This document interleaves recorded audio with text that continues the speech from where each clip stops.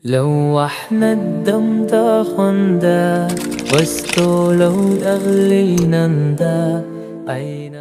Jadi sebetulnya rizki itu sederhana. Kalau kita mau bergerak, aktivitas datang rizki. Anda lapar, haus, kalau diam aja nggak akan selesai hausnya. Tapi kalau Anda ke belakang tanya, Pak maaf saya tuh haus sekali, keluarlah air minum dari DKM. Tapi saya juga lapar Pak, emang Bapak nggak bawa makanan ke sini? Enggak, keluarlah kemudian makanan. Jadi kalau kita mau bergerak, ada itu rizki. Anda keluar tuh, begitu di perempatan jalan kan orang cuman Anda parkir, tiba-tiba dengan peluit itu baru keluar sedikit. Kadang dia nggak pakai peluit sekarang itu. Mundur, balas kiri. Kita tanya kenapa, emang yang kanan kan sudah dibalas sama yang kiri. Balas kiri, balas jalan. Dengan kalimat gitu aja Anda mengeluarkan uang kan? Kasih oleh Anda 2.000, makasih Pak. Kasih 50.000, makasih Om. Udah pindah tuh. Kasih 10.000, makasih Bos. Jika kita mau bergerak, sebetulnya rizki itu turun. Hanya nanti ada yang diakumulasikan, ada yang diberikan seketika. Ada yang sifatnya akumulatif. Sebetulnya hasil ikhtiar Anda hari ini cuman mungkin diberikannya besok. Pernah nggak Anda cari pekerjaan? Bahasa manusianya ditolak di sini, tolak di situ, tolak di sini. Pernah ya begitu ya? Tapi tiba-tiba setelah seminggu, 2 minggu, 1 bulan, Anda mendapatkan pekerjaan yang tawaran gajinya di luar ekspektasi Anda. Pak mau nggak nih ada peluang 9 juta? Ternyata itu hasil ikhtiar Anda dari hari pertama, kedua, ketiga dapatnya itu. Paham sekarang ya? Itu hukum pertama. Jadi nggak bisa mendapatkan rizki dengan diam ya, selalu ada ikhtiar. Tapi jangan sampai ikhtiar itu awas-awas ditempuh dengan bentuk yang negatif. Atau didapatkan dengan cara ikhtiar misalnya, maaf ya, bukan dalam gerak yang positif. Negatif itu kan bisa maksiat. Atau pengertian yang kedua, tidak bergerak sehingga sakit. Dengan sakit itu rizki datang. Anda nggak minum sampai sakit, itu kan. Begitu sakit, tiba-tiba datang orang nengok, bawa buah, itu kan, bawa makanan. Jangan diikhtiarkan dengan sakit untuk mendapatkan itu. Atau yang kedua dengan cara maksiat. Seseorang menempuh maksiat, menempuh cara yang tidak dibenarkan, yang menimbulkan persoalan. Sesuatu yang menimbulkan persoalan. Kemudian persoalan itu bisa diurai sehingga lurus kembali. Keadaan yang lurus benar nggak ada soalnya.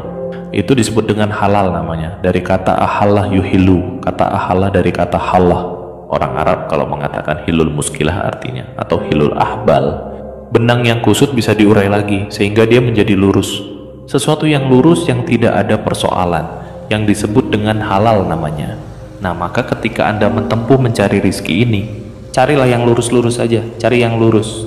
Jangan cari sesuatu yang membuat kehidupan Anda jadi kusut, karena itu segala bentuk pintu yang mengantarkan pada kekusutan hidup, yang memungkinkan Anda menjadikan hidup bermasalah, dilarang oleh Allah. Jangan lakukan ini, jangan kerjakan ini, lawan dari sesuatu yang lurus. Yang larangannya ditampilkan sehingga mencegah kita dari kesulitan disebut haram namanya. Karena itu dihadirkan lawan halal itu dengan haram. Halal pada asalnya menunjuk pada keadaan lurusnya, sedangkan haram hukum pencegahannya. Saking sayangnya Allah kepada kita, saya inginkan hidupmu itu lurus, jangan ada masalah. Jangan sampai kamu bapaknya yang korupsi, anaknya yang dibully. Jangan sampai bapaknya yang bermasalah, anaknya yang di sekolah yang diserang oleh teman-temannya. Anak jadi teriaki, bapak kamu koruptor ya. Apa Anda tega melihat anak Anda bermasalah di sekolahnya hanya karena perbuatan bapaknya? Maka kata Allah yang lurus-lurus aja, gak usah menipu, gak usah korupsi, gak usah nyogok, lurus aja.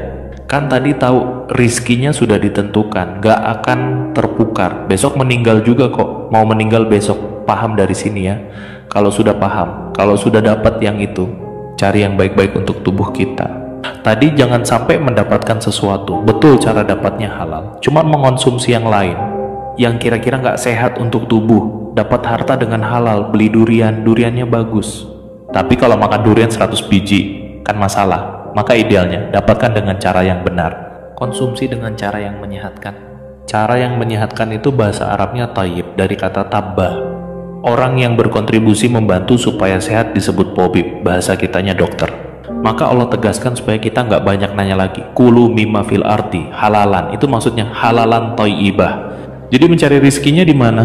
Di langit telah ditetapkan rizki, diturunkan kemana? Ke bumi. Maka cara kita berikhtiar, ikhtiarnya di mana? Di bumi. Tapi apakah mungkin mencari rizki di bumi? Semuanya bumi kita kelilingin, tidak kan? Karena itulah ayatnya mengatakan mimma, singkatan dari min dan ma. di setiap tempat yang mampu engkau pijak. Jadi kalau misalnya Anda merasa nggak ada peluang di sekitaran, dipindah. Kan Bekasi luas, itu baru Bekasi. Nggak ada di PTM pindah PJS, karena PJS pindah Greenview, nggak ada di sini pindah Pekayon. Pekayonannya masih luas. Nggak ada di selatan pindah utara, nggak ada di utara pindah timur. Nggak ada di timur pindah dari kota ke kabupaten Bekasi, nggak ada di situ. Geser pindah Depok, nggak ada Depok pindah. Banyak sekali tempat bisa dipijak. Jangan jadikan alasan ketika nggak menemukan di satu tempat Anda berbuat maksiat. Bukan Anda di sana maksudnya ya. Ini contoh aja umum, jangan jadi alasan. Kalau Anda tidak mendapatkan di satu tempat, jangan jadikan pijakan itu untuk berbuat maksiat. Aduh, udah sekarang susah Ustadz, dan yang halal itu aja yang haram susah. Kenapa sih harus terlalu banyak alasan? Allah sudah menjamin. Kenapa manusianya bikin susah? Paham sampai sini? Itulah penjelasan konsep rezeki yang jarang diketahui.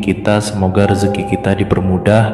Amin. Jangan lupa dukung terus channel ini, di subscribe. Semoga channel ini berkembang terus. Amin. Assalamualaikum warahmatullahi wabarakatuh.